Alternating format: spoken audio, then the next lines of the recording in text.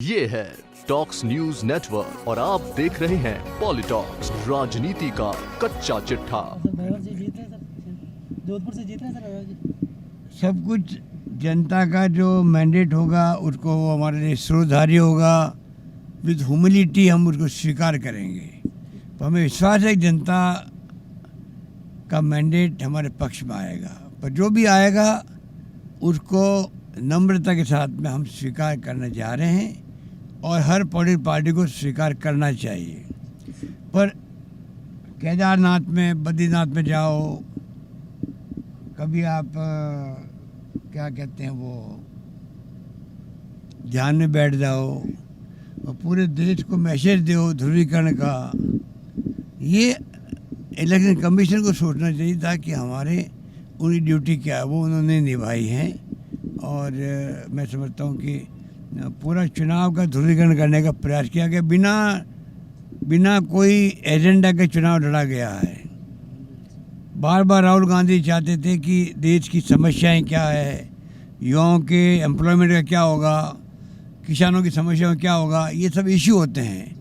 Issue based राजनीति नहीं की बीजेपी ने। प्रधानमंत्री जी ने राष्ट्रभक्त के नाम पे, सेनाओं के नाम पे, मंदिर के नाम पे चुनाव जीतने का प्रयास किया। अब देखते हैं वो कितने सफल होते हैं। कल परिणाम आएंगे, अच्छे परिणाम आएंगे। और हमें पूरा विश्वास है कि एग्जिट पोल, जैसे मैंने पहले भी कहा, कई बार सत्य साबित नहीं हुए हैं, वही कल लग रहा है। और अच्छे परिणाम आने की हमें पूरी उम्मीद है। सर मैडम भी इसी फ्लाइट से आई हैं, आपकी मुलाकात हुई सर, बातचीत? मुझे नहीं मालूम था कि मैडम फ्लाइट में बैठी हुई। वो फर्स्ट क्लास में बैठी हुई थी और मैं पीछे इकोनॉमी क्लास में बैठा हुआ था, तो इसलिए मुझे नहीं मालूम कि वो, मुझे तो अभी मालूम पड़ा जब मैं कि वसुंधरा जी भी अभी उतर रही है। तो फर्स्ट क्लास पैसेंजर्स को पहले उतारते हैं, हम लोग रोक देते हैं। जब वो सब उतर जाते हैं तब जाके हमारी बारी आती है। तो मेरी बारी लेट आई, वरना मैं जरूर उनको नमस्कार करता। वो विदेश से लौटी हैं, इसलिए मैं उनको अपनी शुभकामनाएं देता, पर मेरे को मालूम नहीं था। तो मैडम 5 साल विदेश में रहने वाली है? ये नहीं मालूम, अभी शायद विदेश से आई मेरे ख्याल से, इसीलिए लोग सब लोग स्वागत करना है उनका। जिस तरह की राजनीति हो रही है, ऊंची बयानबाजी कर रहे हैं पीएम मोदी। देखिए, ये लोग कल परिणाम पहले आने दीजिए, उसके बाद में बात करेंगे कि देश किस दिशा में जा रहा है। सर ईवीएम को लेकर जो है देश की दशा व दिशा कल के पब्लिक के मैंडेट पे निर्भर करेगी, मेरा मानना है।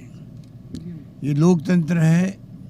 लोकतंत्र में लोग किस रूप में अपना मैंडेट देते हैं, ये बहुत कुछ निर्भर करता है कि आगे देश की दिशा में जाएगा। सर ईवीएम को लेकर आप कल मिले थे चुनाव आयोग में, क्या रहा सर?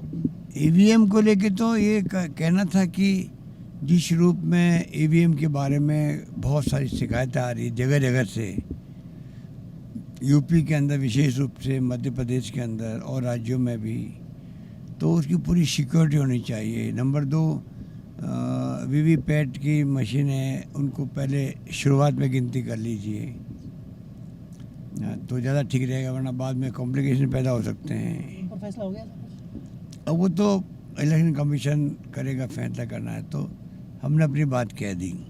पर मेरा बेसिकली मानना यह है, सुप्रीम कोर्ट जब कह मान चुका है इस ईवीएम मशीनों में टेम्परिंग हो सकती है, तभी उन्होंने 15,000 करोड़ रुपये सरकार को खर्च करने पड़े और वीवीपैट लगाना पड़ा।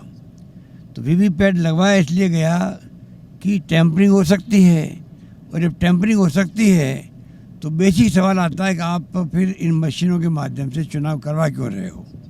अमेरिका में, इंग्लैंड में, सब देशों में पहले मशीन आई थी, मशीन हट गई और बैलेट पेपर से चुनाव होते हैं। तो हमारे मुल्क में क्यों नहीं हो सकते हैं, मेरा मानना है।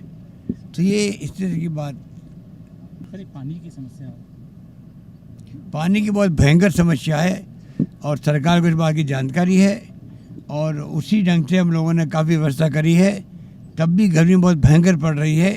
मैं समझता हूँ कि और कोई कमी नहीं रखेगी सरकार और हम लोग पूरी मॉनिटरिंग करने जा रहे हैं। मैं उम्मीद करता हूँ कि कम से कम परेशानी लोगों को हो, ये हमारा प्रयास रहेगा। ये है टॉक्स न्यूज नेटवर्क और आप देख रहे हैं पॉलिटॉक्स, राजनीति का कच्चा चिट्ठा।